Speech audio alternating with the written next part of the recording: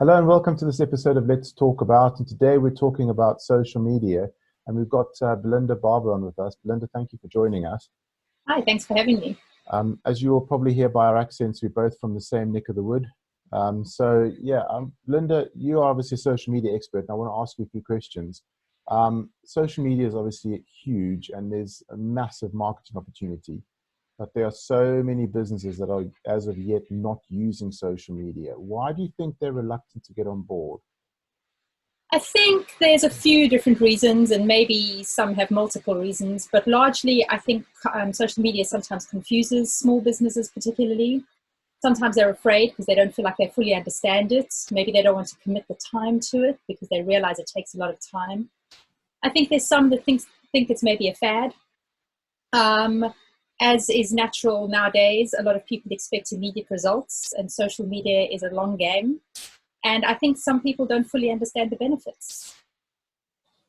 I think so also, as you mentioned, that social media is a long game. I think it might also come down to time, doesn't it? People just don't have, they don't perceive to have the time to put in what's necessary. Absolutely correct. I think, social media does take a relative amount of time, but investing in it, it will have returns. And I think if you build the proper strategy with a proper understanding and align with your business goals, then really it becomes quite easy and it becomes quite simple. And there are many ways to automate your social media. It's not always advised to completely automate it, Mhm. but in order to ensure that you've got regular content going out, setting up an automated program is one of the best ways to do it. Now, I often hear people talking about social media, especially, dare I say, older people, and I hope we're not in that category just yet. Um, but there's often this idea that social media is a young person's game. So if you can get your teenager or your granddaughter or whatever to come and do your social media account, that's all you need. I mean, how do you as a professional combat that kind of thinking? It is challenging because obviously kids, I mean, even my 6 and 3-year-old are a whiz on all kinds of devices and platforms and so on. So it is a natural school of thought to think, oh, hand it over to them. However, to be effective on social media, you still need to have, again, a strategy that's going to come up time and time again. I think in every bit of what we talk about, you need to know your target audience almost inside and out, deeper than you ever expect you might need to know them. You need to really talk to and engage with the right people. You've got to remember that your social media is a continuation of your brand. So it's got to have the same look, tone of voice, feeling, etc., to your website and every other aspect of your business. You need to always or not always be selling. You can't just take, take, take. You've got to give back as well, because as much as it's through devices, social media is a two-way conversation. It has to be. So it needs to, again, have the same tone of voice and be in the right frame of mind when you're talking to potential customers or current customers. It's also very different posting on social media for business than it is on personal social media. So you can just put anything up at a whim. Again, for business, you really have to stick with certain rules and policies and so on, because the algorithm doesn't like you if you don't stick to all of their rules, and they change frequently. Well, that's it as well, because that's one of my fears, I think, when it comes to social media marketing and advertising, is what you actually put up. Because I see a lot of businesses put up content that upsets the people who are viewing their content, and actually you get a lot of backlash because of that. You can't just put up whatever you want. You have to really think about the message you are putting forward. That's absolutely correct. And I think that just, again, solidifies how it is an extension of your brand. Anything you put up on social media Mm. that ties in with your business or with you even, you have to think about. And by knowing your target audience, theoretically, you won't be putting up stuff that riles them up, unless that's your whole point, because Well, you might be trying that's to a go different viral story. or Yeah. crazy and do something like that. But I think if you truly understand your audience, you'll talk to them. I mean, as with any marketing, certainly in digital marketing as well, best practice is to create between 1 and 3 avatars or personas that you directly speak to. And by talking to those people, you theoretically won't go wrong with what you post. Mm. Another mistake that I made early on was just thinking that content was content and you just got to get something out there. I think that's a big mistake that a lot of people make, don't they? Where it's, that image is all right, let's stick that with this and just get it out there and have some content. But that can often be, well, I don't want to say more dangerous, but it can often weaken your brand, can't it? Absolutely correct. I think it's less is more in any circumstance. So rather put out beautiful, appropriate, brand appropriate content than just put anything up for the sake of putting it up. A lot of my clients, I advise only posting maybe 2 or 3 times a week, as opposed to feeling forced to post every single day, because then you know that it's valuable content. Maybe it's entertaining, maybe it's educational, maybe it just talks about who you are, but it's got to be something relevant to what you're selling, whether it's a service or a product or anything else. I mean, even if you have really, really good content, it's probably better to share that multiple times than to just, create content for the sake of it. Because, I mean, I find I'll share something once, you share it again, you share it the third time. People still see it the third time who didn't see it the first 2 times. So, it's probably better to do that than just to create a whole whack of content just for the sake of it. Absolutely correct. And also with organic social media, only about 2% of your followers will see your content. So there's a term we use called evergreen content, which is exactly that. Content that's worked, so that has got maybe a high level of engagement, so it's worked, that you can repost periodically. So don't ever feel bad to go back to content and use it again, because it makes absolute sense to do that. Now, another thing that you mentioned, I mean, we're obviously, you and I both small business owners, so we end up wearing a lot of caps. The problem is, in my business, the marketing guy and the social media guy, although they're the same guy, haven't really been talking to each other for the first few years. And I think that's something you touched on earlier. How important is it that your social media campaigns actually match your marketing campaigns and your website, so your whole marketing is brought together? I think quite simply, it's critical. Your social media is an extension of your brand. It solidifies your message. You've probably spent a vast amount of time, money, and energy on creating your website. You need to take that same thinking along with your social media campaigns. I think you're totally right. I mean, when I started, I was creating social media content for the sake of it, and then doing other marketing elsewhere for the sake of that. And the website, people would sometimes get confused because they would see the content and think I'm after one thing, come to the website and go, well, he's actually selling something different. And it just ends up confusing people when you're all over the place. I think it's taken me a good number of years to realize that all has to actually line up, and you've got to have a common message throughout everything. And Absolutely correct. That I suppose is one of the downsides of getting someone in to do your social media who's not involved in the other marketing aspects. Well, I think that's true, but I think any professional social media manager is going to come in and going to ask you and work with you to match your entire company or business's goals. Because if they don't understand what else you've got going on and what else you're planning to do, they can't really create that social media campaign. It's got to tie in. I think, again, going back to, the 17-year-old nephew that might be doing it, is not going to look at all those aspects and perspectives. And yeah, you've just really got to look at the business as a whole and build your strategy around business goals, not just around what you want out of social media. Because at the end of the day, as much as numbers are nice and followers and that is lovely, and it's always, exciting to see more numbers, you can make a £10,000 sale off 100 followers. And then there are the examples of people who have millions of followers, but can't, there was that classic example of the girl that couldn't sell a t-shirt because the followers that she had were numerous, but they weren't the right people that wanted what she was offering. So now what do you actually do for your clients when someone comes on board to get you to do their social media for them? Well, it varies. It depends on what the client wants and what their budget is. I will do everything from just help them create a strategy, spend a few hours just building their strategy so that they can go off and do it themselves. I will do things like power hours and workshops where I train small businesses to do the social media themselves because they maybe don't feel like they can invest in a social media manager at this point. And I will build and run complete campaigns. So that is everything from starting off with a strategy, looking at the goals of the business, and then building the regular posts. Some clients will give me the creative, and then I just have to create the posts. Others ask me to create the posts as well. So I can run the whole gamut, and I do a variety, but as I say, it depends on the client and the budget.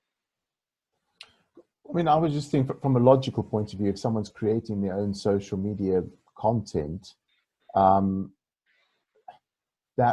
well, let me put it this way. If I was creating my own content and insisting that that content was put out onto social media, then it makes it less likely for me to need to hire a professional to post it. Whereas actually, if I was going to hire someone like you to be on board, I would be asking you your advice on the marketing front and what content to create, rather than just insisting on what content. Because if you're going to insist on what content's put out, you could hire an automated software program to actually put it out. You don't need You could probably an build a expert. spreadsheet for that. Probably. But you're absolutely right. But I do have one client who, well, I've got a few clients who want me to do everything. So I do create all of the creative side of it. I create all of the copy, etc., etc.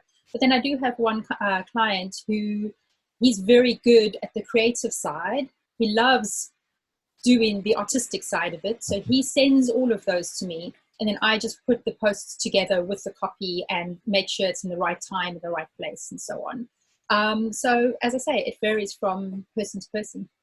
Okay. Now tell me, this is where we start, well, I wouldn't say naming and shaming people, because we're not going to name anyone, but what do you think are the most commonly made mistakes on social media when it comes to marketing? Unfortunately, there's a long list of them. I think one of the biggest mistakes is selling too much or spamming.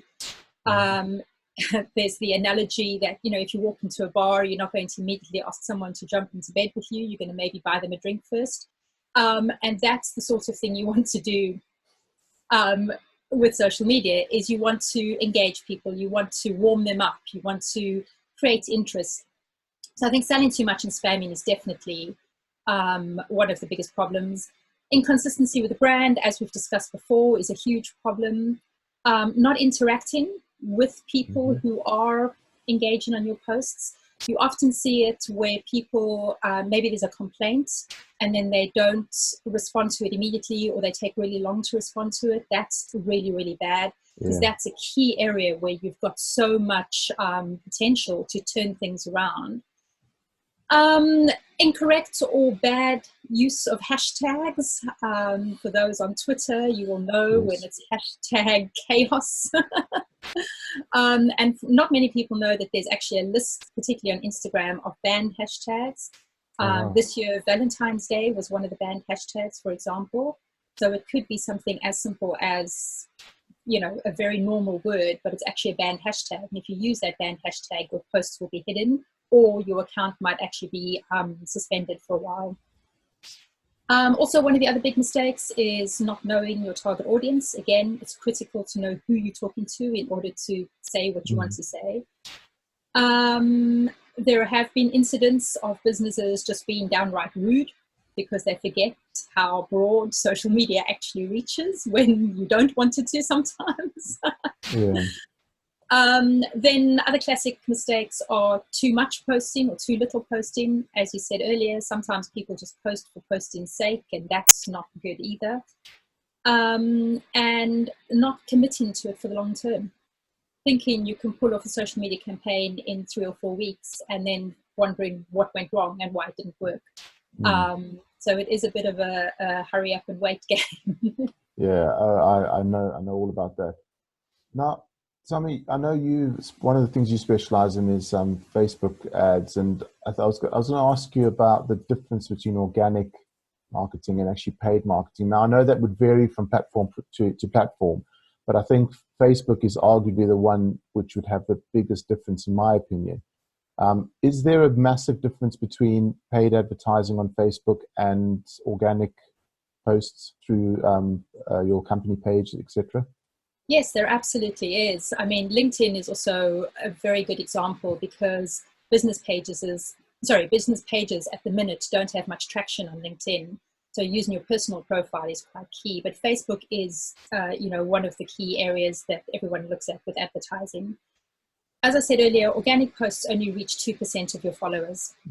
With paid adverts, you can target specific audiences that are either already your followers or that are not your followers. So it opens your brand to these new audiences who don't know you exist, and then they learn about you. However, even though it's so specific and it can, expose you to all these new audiences, you do still need to have an organic social media profile, because once they've seen you, they'll first go and look at your social media profiles before they go to your website, usually. So you still need that to be active as well. So the two do work very well in tandem. But with paid adverts, it's a lot more focused on who you're talking to and who you can get out to. It's quantifiable much more than organic social media is. And it's really, really powerful in order to meet those business goals, whether it's generating leads, increasing engagement, driving people to your website, or just converting. And then one of the ones I love about paid advertising is what they call DPAs. But when you've maybe put something in a shopping basket and your kids come in the room and you've forgotten about it, or you're sort of debating whether you're buying it. And then for the next 2 weeks, everywhere you look online, that ad or that product is popping up. That is a marketing strategy that you can do through paid advertising. And it's absolutely brilliant. Now, let's just talk about that for a second, because I will be completely open and honest with everyone and say I've never done Facebook paid advertising. There are a few reasons for that. I think one of the reasons, as I've mentioned before, are some of the rather aggressive comebacks from people who have been incorrectly targeted, should we say that. But I do watch some of the adverts I see in my Facebook feed, and I think about, why am I getting that advert? And because obviously with an analytical brain, I'm wondering what they could have done to actually monitor. Now, some of the times I get adverts and I'm looking around the room to try and see where the camera is, because I'm thinking about something and it pops up in my newsfeed and I'm going, whoa, what's going on here? But other times I'm getting complete random nonsense that I'm never going to buy in a million years' time, and I've never bought and I've never considered buying, and it's just not something I would have. But yet I'm still getting targeted marketing, and I kind of think you've probably got someone either inexperienced or just downright ignorant running their marketing campaign, and it must be such a waste of money for them. And if you're going to spend money on marketing, you've got to get it right, don't you? Absolutely agree. For businesses like Wish, that you can see some of the most random ads at the most random times. And now that we've mentioned it, we're all going to see Wish ads in our feeds, just by the way. They have the money to spend. So they will just blanket everybody. They will sort of say, age 18 to 65 plus. Let's say they decide they want to target everybody in the UK, and that's what they're going to do. And that's why you'll see some of those very random ads in your feed. Facebook is always on and always listening. It's very, very unlikely that you log out on your phone or any of your devices of Facebook. So even if your phone looks like it's not listening, it is, which is why when you've had conversations and it's completely something random, you'll see something come up, because it is always paying attention. That algorithm then picks that up and goes, they want to see or hear, or they're interested in whatever that was. And so there are companies out there that will sort of use that to their benefit. However, when you are not doing it within what your brand requirements are and your business goals, yes, you are just wasting money. You are just pouring it down the drain. Just boosting a post, you might as well just stand outside and shout out and hope that something comes, because it's about the same. It doesn't work. It's a waste of money. And that's what Facebook actually hopes you will do, so that they can take your money and they don't care about your returns. But if you're using somebody that really understands it, or you've really learned about how to do it properly, the returns can be incredible.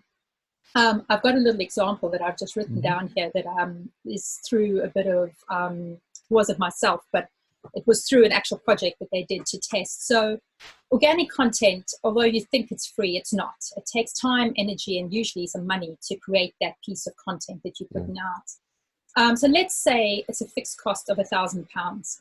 With your average engagement of 2%, only 8 people are seeing that post. That's £125 per engagement. To take a paid ad, spend that £1,000 to create the content, maybe spend £150 on actually paying for the adverts. You're going to see, and this was based on the work that they did, an average of 2,226 people are going to see that post. And so you're spending 52p per engagement. So that's a massive difference. And it just proves to you what the difference is with something that is seemingly free and then something that you're actually paying for. Also, we talk a lot in the Facebook ads world of ROAS, which is your return on ad spend.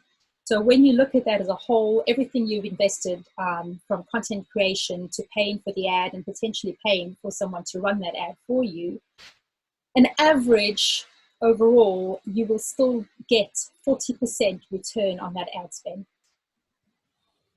Because even if you're not spending money on your content creation, even if you've got that, I mean, I know it's never free because you're always spending time or something on it, but even if it is in theory monetary free, it's still worthwhile. I mean, I'm just thinking from my own point of view, if I were to put in £100 of Facebook advertising money, I only need one job to make that worthwhile. Absolutely. And I think a lot of people, I mean, okay, if you're selling a lot of smaller items, it's a different story. But for those of us that are selling larger projects, you only need one good lead, really. That's right. That's right.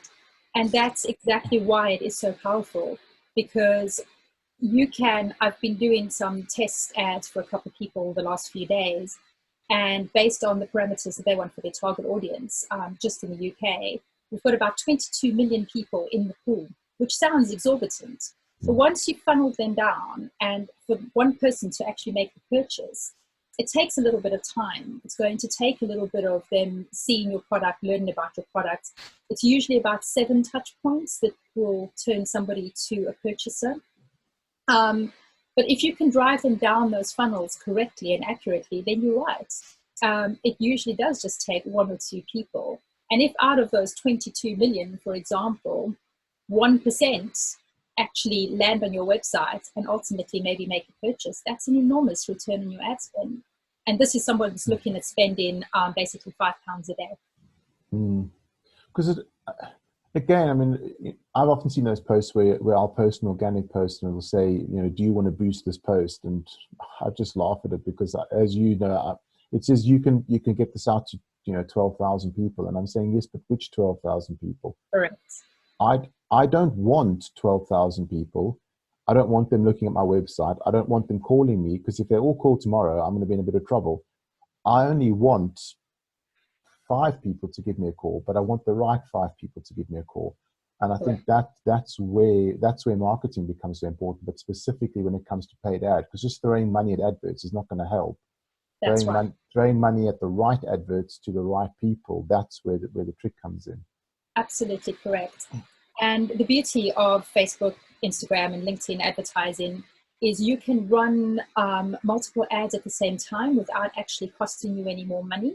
And they can all be slightly different. So maybe you're driving people down your funnel. So the first ad is just telling people, here I am, this is what I do. Maybe the second ad is saying, here's how you can get in touch with me. But that ad is only then going to people who have actually landed on your website. And all of that is analyzed through the Facebook pixel, which is very easy to attach to your website. And the analytics you get from that as well are absolutely incredible. So then you can target your adverts more and more and more specifically, because you can see exactly who these people are that are starting to engage and interact with your posts, with your ads. And then you narrow it down. So then you're actually spending less money on future ads because you're talking to less and less and less people. And ultimately, they at least 1 to 2 more will turn around and will actually part with their money. And that's what you want. But as I say, it can be as little as £100 a month that you spend, and it actually works. But let's leave Facebook for a while and talk about all the Okay. different social media platforms, because this is another thing I find quite interesting. Um, if you believe all the blog posts that you read, you really ought to be on every single social media platform at least twice. Um, and let's be honest, business owners are busy, and especially, I mean, I've gotten to the age now where I can't be bothered to learn about new stuff.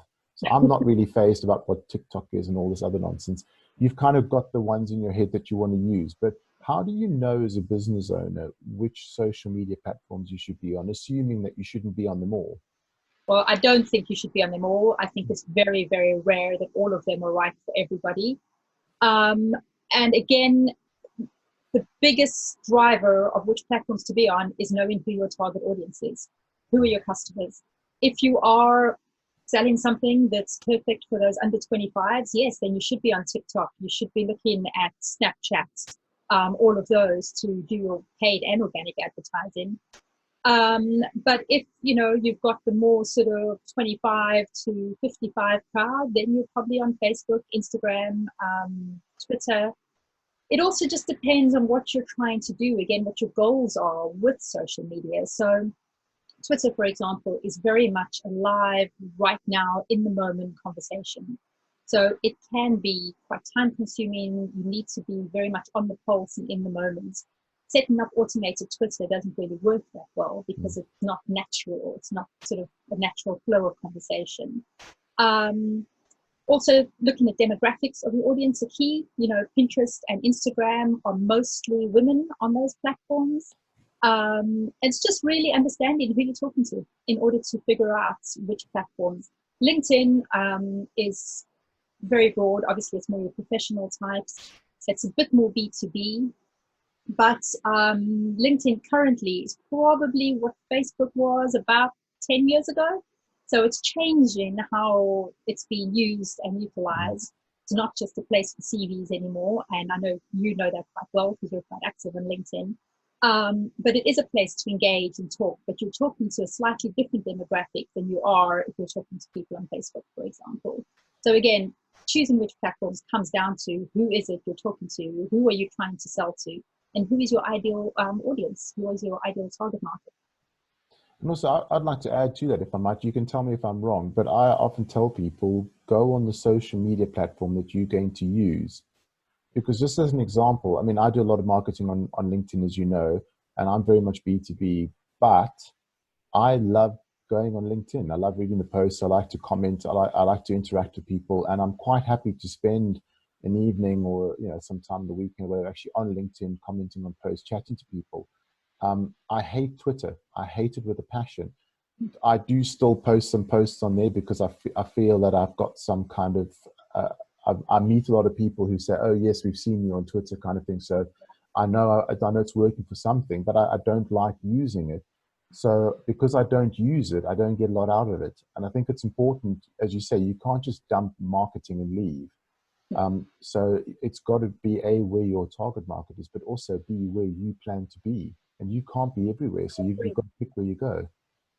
Yeah, I absolutely agree. And you've got to enjoy the platform. If you don't love pretty pictures and video and so on, don't go on Instagram or Mm. Pinterest. You're absolutely right. It's about where your target audience is, but also where you enjoy being. Because as you say, that engagement part, that piece where you go on and you do look and read, and like other people's posts, etc., etc. That's such an important piece of it as well. It is a two-way conversation, no matter how you look at it. And then also another great way for people who still aren't sure which platforms to be on is look at what your competitors are doing. Mm. Where are they? What are they doing on those platforms? And then you can follow suit from there. So, um, but then before we go, just to back up a little bit and just to recap on everything we've learned, because a lot of people may have come into this video thinking, just create content, whack it out on as many platforms as possible and hope for the best. But actually what we found out is that it takes a lot of preparation as far as understanding who you want to market to, where you want to market, who your target market is, what content they would appreciate. And then it's about actually deciding where you're going to post that content, how you're going to do that, doing that in conjunction with the rest of your marketing and your brand and your business and everything else. and then actually analyzing all of that so you can see what's working, what's not working. Absolutely. And actually then going back into the process again once you understand what's working. One of the most fascinating things I did was actually I set up well, you wouldn't be surprised to know it was a spreadsheet to analyze all my social media stuff, and I put different query strings on to see what was coming back to the website and everything. And what I had in my mind was working, turned out wasn't. And what I thought I was going to can because it wasn't working actually was bringing a lot of leads back into the website. And when you actually sit down and analyze these things, I know Facebook gives you a lot of those analytics. It's usually extremely helpful to let you know what to do next. And you've got to kind of get all of that right rather than just dropping content and hoping for the best. You're absolutely right. And that's absolutely correct. I think a lot of people are very scared of the analytics as well, because they feel like they don't really understand it and they don't know what it means. For someone like yourself who's deeply analytical, I also love the analytics.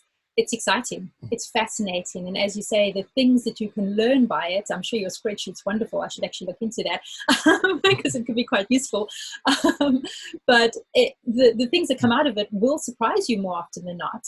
And whether it's paid advertising or organic, testing, tweaking, trying, constantly learning from it is so important, because not only does it keep it interesting for the people who are following you, you learn so much from what you're doing. But again, to reiterate, yes, you need a strategy, you need a plan, and you need to go back and look at what's working and what isn't working to really make it work for you in the long run. And it's a long game. Exactly that. Well, Belinda, thank you very much for joining us. And I hope that everyone's been watching this has learned a lot about social media, and that we're now going to get all of our content 100% perfect. Well, let's hope so. Thank you so much for having me. Thank you, Belinda. Thank you. Bye.